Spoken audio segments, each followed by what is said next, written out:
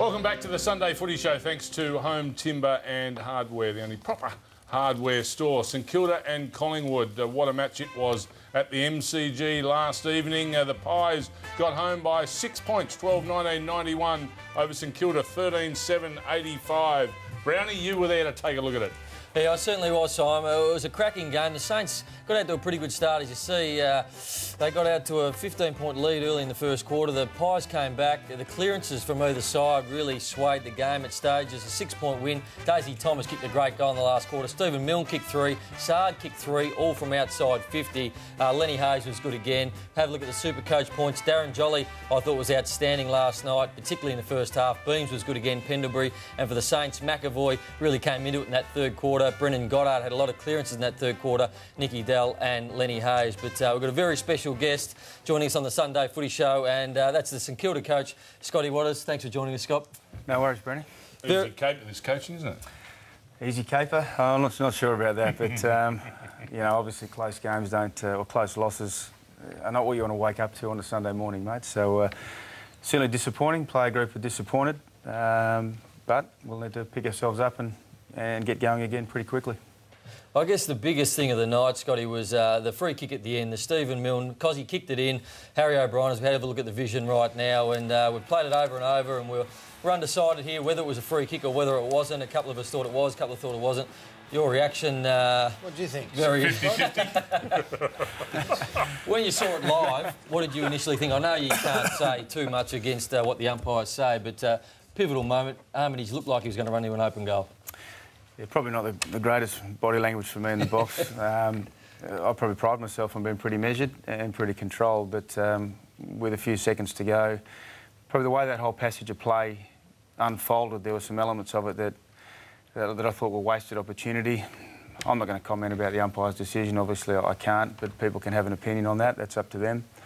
But when you look over the course of the game, particularly the second half, there were just a number of opportunities for us where skill execution, you know, it hurts against quality sides. So I'm not going to let one or two umpiring decisions hide the fact for our playing group that we need to get better from a skill point of view, and when we do, and we're training that really hard, and that takes time.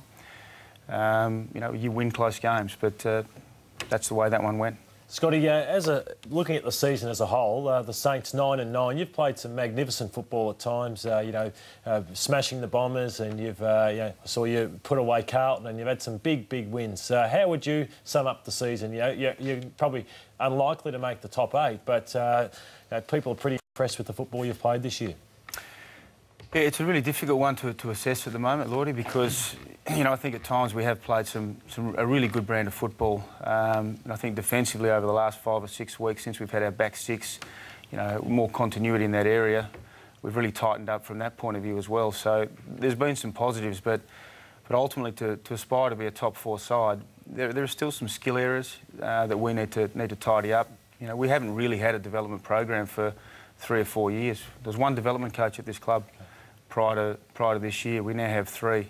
That sort of thing takes time to come through into your program, so we're really committed to that.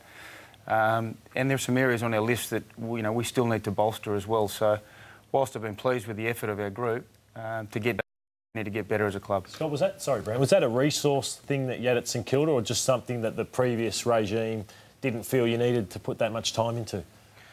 Oh, look, I'm not going to make sort of comments about what the priorities were, but certainly going forward, our list, the demographic and age of our list is already starting to change. It'll continue to do so over the next year or two, and we need to invest, you know, in our younger players and have the resources there. So some of the skill areas that you see last night, you know, they've been trained over 3, 4, 5 years, so they don't occur under pressure. So we're very committed to that. Coming from Collingwood assistant coach, it was clear to see in the first quarter who you thought the keys were. You sent Sam Gilbert from defence down to half forward on Maxwell, and also Dean Polo came in. He went straight to Heath Shaw, and I thought those guys did a really good job early, but just a tiny bit wasteful, as you said, a couple of kicking errors. I thought you possibly could have got more out of that in the first quarter. Just a few errors. Sam Gilbert missed a goal early in the first quarter. He probably could have been 3 or 4 up. Yeah, again, a little bit of composure with the football. So obviously when Nick Del Santo touches it for us, or Brendan Goddard touches it for us, then we get a pretty good reward, but we need a few other players to sort of step into that echelon where you get the ball and you hurt the opposition. It's such a fine line against quality sides. You need to take your chances.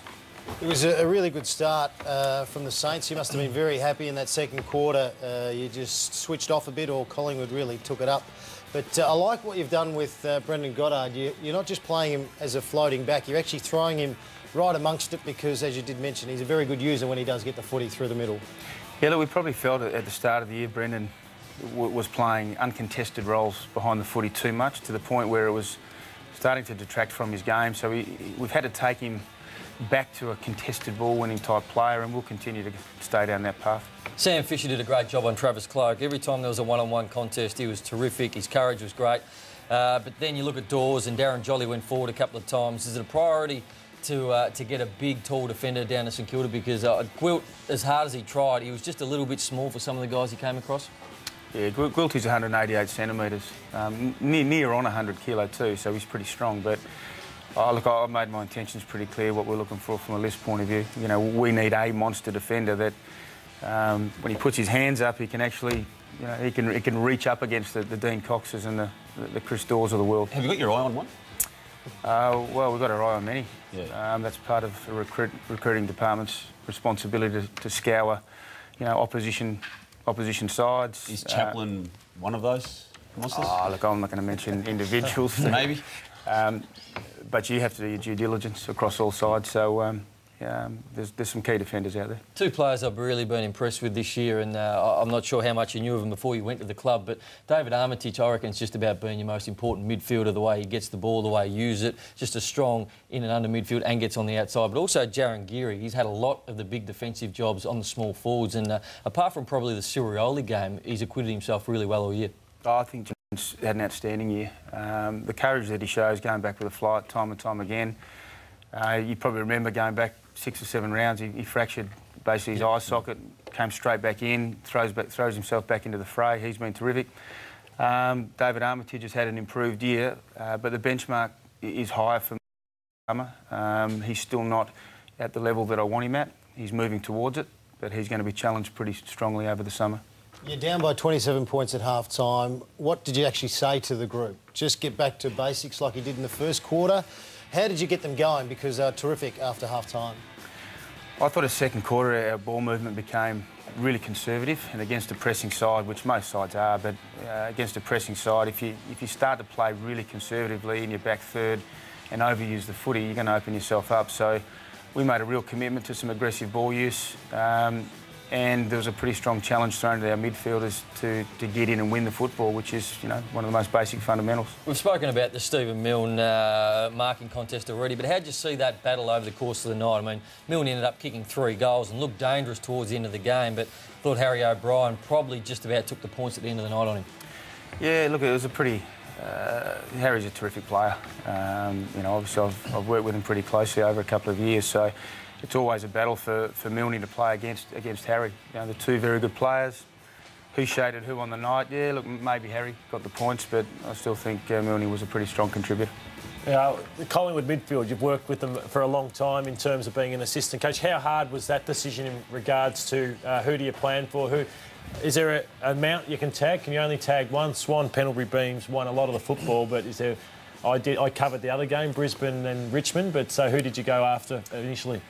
Look, initially we put work into Dane Beams, but look, to his credit, you know, his increased work rate on previous years, I think, is why he's become a really good player. So I thought he probably shaded Clint Jones in that contest and worked over it. But you can lose your way if you tag too many players and lose your own game. So we sort of backed most of our mids in.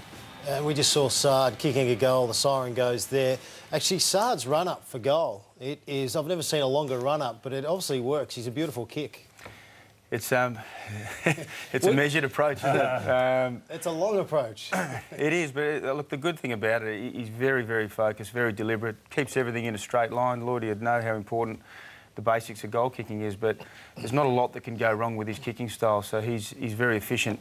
You probably need to trim a few seconds off it, though. Scott, one of our favourite parts is when Nathan Brown gets in front of the big screen with his analysis, because he wants to be a senior coach, and we basically put him on the griller here of a morning, so we'd like your assessment after he's done.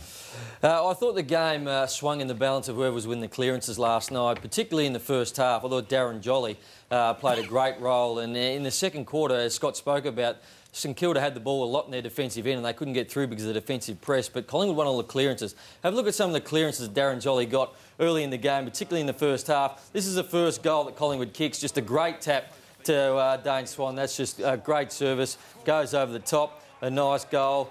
Darren Jolly also pushes forward at times to go and kick goals. We see here for Solo, gets the side bottom.